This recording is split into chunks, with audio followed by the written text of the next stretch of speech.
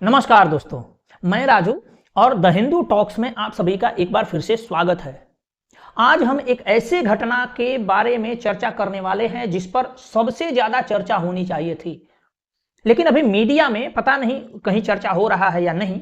हमें तो कहीं नहीं दिखा कि इस पर कहीं कोई चर्चा हो रहा है।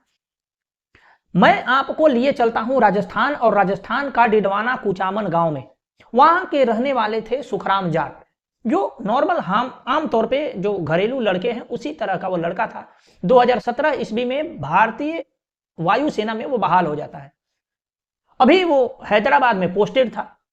पिछले 20 जनवरी को वो सुसाइड कर लेता है, अपने आप को मतलब फांसी के फंदे से लटकाकर मार लेता है।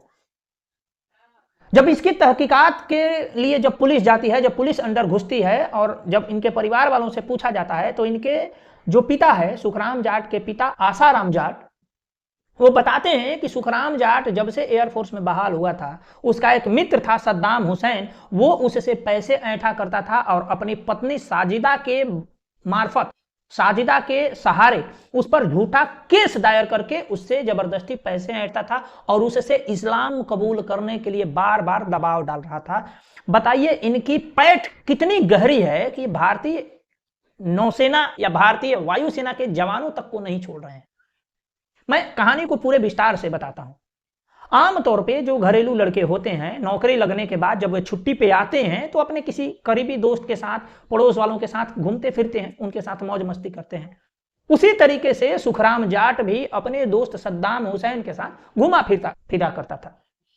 सद्दाम हुसैन की नौकरी थी एयरफोर्स में, वो उसको जो तनख्वाह मिलती थी उस पर इस पूरे परिवार की, जिसमें इस सद्दाम हुसैन का बाप मोहम्मद सईद भी शामिल था, जो उसी राजस्थान पुलिस के अंदर में हेड कांस्टेबल के रूप में काम करता है। समझ जाइए, ये परिवार कोई छोटा मोटा परिवार नहीं है। इसके बाप हेड कांस्टेबल थे सद्दाम हुसैन के, फिर भी इसने सबने मिलकर के चक्रव्यूह रचा। और होता यह है कि सबसे पहले दोस्ती यारी में सुखराम जाट के यहाँ पहले सद्दाम हुसैन और उसकी बीवी साजिदा आती है। एक रात ठहरते हैं लोग और ठहरने के बाद फिर वो चले जाते हैं। फिर जब अगली छुट्टी पे सुखराम जाट घर आता है तो उसको सद्दाम हुसैन और साजिदा अपने घर बुलाते हैं। जब सुखराम जाट अपनी पत्नी पूजा के साथ उसके घर जाता है, जाने के बाद 1-2 दिन रहता है, जो आमतौर पे सभी दोस्त मित्र करते हैं, एक दूसरे के यहाँ जाकर रहते हैं।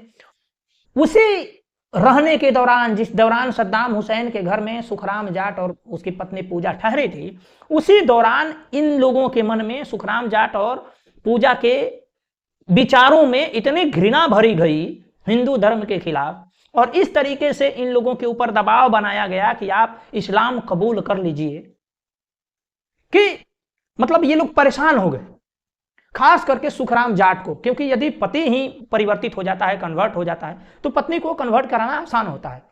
तो सुखराम जाट पर इस बात का दबाव बनाया गया, उससे कई बार पैसे ऐंठे गए, बहुत बार उसके सैलरी से पैसे मांगे गए, और इसका जरिया बनाया गया साजिदा को। सद्दाम हुसैन कहता था कि तुम पैसे दो, अन्यथा अपनी बीवी से वो केस करा देगा कि तूने उसका रेप किया है। और महिला के ऐसा कहते ही बयान दर्ज कराते ही, केस दर्ज कराते ही, किस तरीके के रिपरकेशन होते हैं वो आप जानते हैं। तो ये करके डरा धमका करके उससे पैसे ऐंठे गए।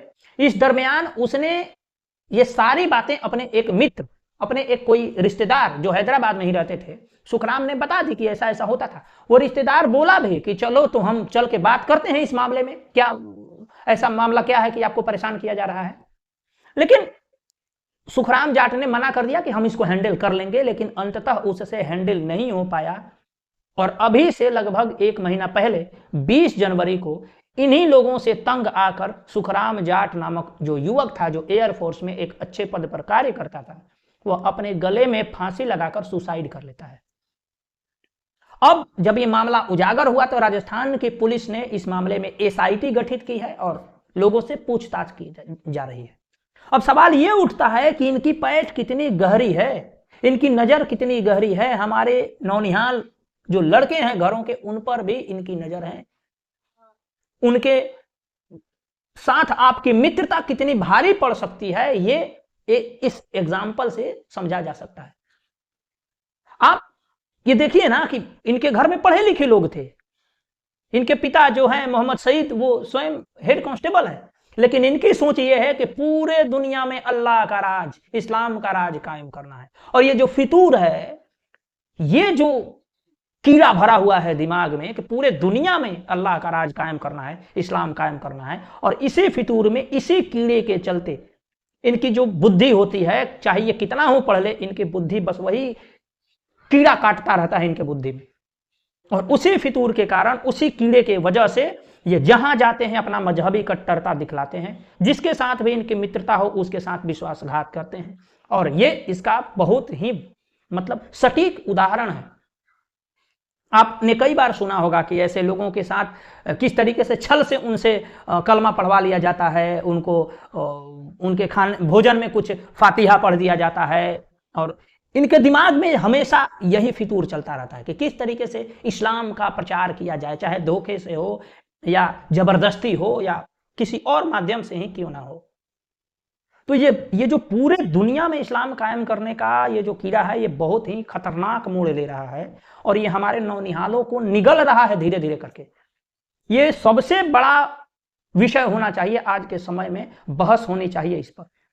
इसलिए मैं अपने जितने भी मित्र हैं उनसे मैं कहता हूं कि भाई, ऐसे लोगों से आप संपर्क बस काम भर ही रखिए, इनसे मित्रता आप पर भारी पड़ सकती है, बहुत भारी पड़ सकती है। ये ऐसे लोग हैं, इनके 99% इस कौम में, मैं शायद ज्यादा बोल रहा हूं, हो सकता है कुछ अच्छे लोग भी हों, लेकिन एक बहुत बड़े मात्रा में इस पूरे कौम में ऐसे लोग भरे हैं जिनके दिमाग में हमेशा मजहबी कीड़ा चलता रहता है, हमेशा उम्मत का रूल ये चाहते हैं, सब जगह शरिया लॉ चाहते हैं, और चाहते हैं कि सब लोग इनके तथाकथित अल्लाह को फॉलो करें, और वही फितूर सब कुछ करवाता है।